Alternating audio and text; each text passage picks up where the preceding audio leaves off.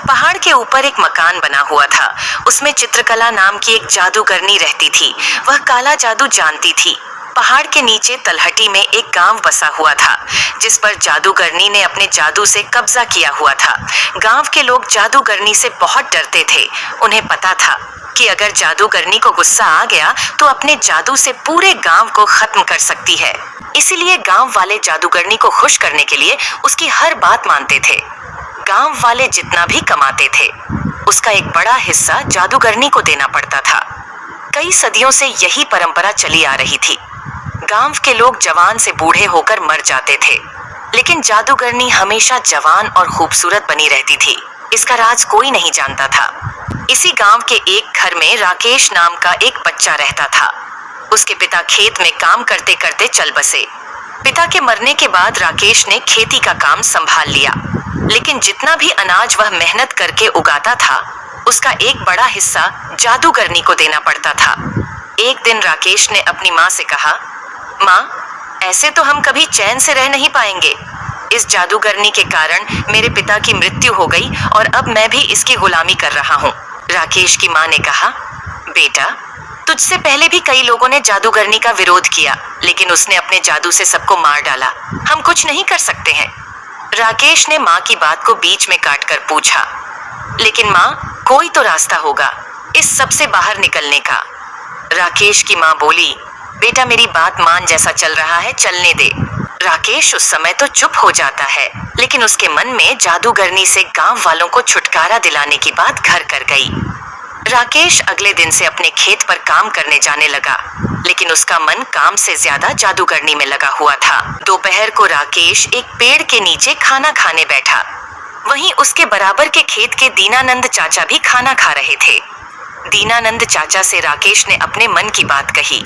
राकेश की बात सुनकर उन्होंने कहा, बेटा, बात तो तेरी ठीक है, लेकिन काम बहुत कठिन है। इसमें तेरी जान भी जा सकती है। राकेश बोला, चाचा, अगर गांव वालों को बचाने में मेरी जान भी चली गई तो मुझे खुशी होगी। आप कोई तरीका बताओ। तब दीनानंद चाचा ने कहा, आज से कई साल पहले गांव में एक किसान ने जादूगरनी को मारने की कोशिश की थी, लेकिन जादूगरनी को पता लग गया। फिर जादूगरनी ने उससे बदला लेने के लिए उसका सब कुछ छीन लिया और वह उसे मारने की तैयारी कर रही थी, लेकिन वह पहले ही गांव छोड़कर भाग गया। तुम उससे मिलो।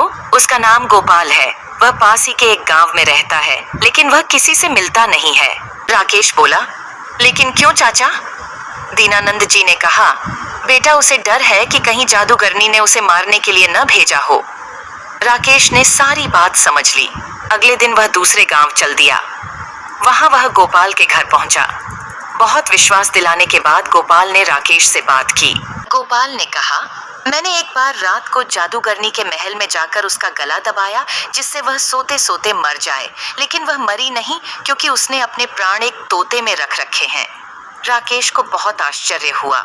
उसने पूछा, लेकिन ऐसा क्यों चाचा? गोपाल ने आगे बताना शुरू किया, बात यह है कि जादूगरनी हमेशा जवान और खूबसूरत बने रहना चाहती है, लेकिन उसका जादू अपने ऊपर नहीं चलता, इसलिए उसने उस तोते को पाल रखा है। उसे जादू से जवान बना रखा है। उसके अंदर जादूगरनी के प्राण हैं, इसलिए वह भी जवान बनी रहती है। अगर कोई उस तोते को मार दे तो सब ठीक हो जाएगा। राकेश गोपाल से विदा लेकर अपने गांव वापस आ जाता है।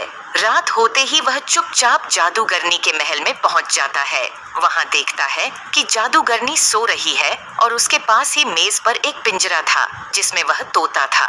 राकेश तोते को हरी मिर्च खाने को देता है। तोता बहुत खुश हो जाता है। फिर राकेश उससे कहता है, तुम कब तक इस पिंजरे में रहोगे?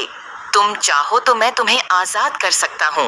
तोता बोला, मुझे कोई भी इस कैद से बाहर नहीं निकाल सकता। राकेश बोला, कोई तो रास्ता होगा। तोते ने कहा, अगर कोई मुझे मार दे तो मैं आजाद हो सकता हूँ। मैं मर गया तो जादूगरनी की जान चली जाएगी। उसकी जान जाते ही मैं दोबारा जिंदा हो जाऊंगा, क्योंकि मेरे अंदर 2 जान हैं। राकेश ने पूछा, लेकिन तुम्हें कैसे मारा जाए जिससे तुम्हें तकलीफ ना हो? तोते ने कहा, तुम किसी तरह इस कमरे में धुआं भर दो, दम घुटने से मैं मर जाऊंगा। राकेश सारी बात सुनकर वापस आ जाता है। अगली रात वह जाकर देखता है, जादूगरनी सो रही है। वह अपने साथ कुछ लकड़ियां लाता है, उन्हें जलाकर खिड़की से अंदर फेंक देता है, फिर खिड़की बंद कर देता है। धुएं से जादूगरनी उठ जाती है। वह पिंजरे को लेकर बाहर की ओर भागती है, लेकिन राकेश बाहर से दरवाजा बंद कर देता है। कुछ ही देर में तोता मर जाता है।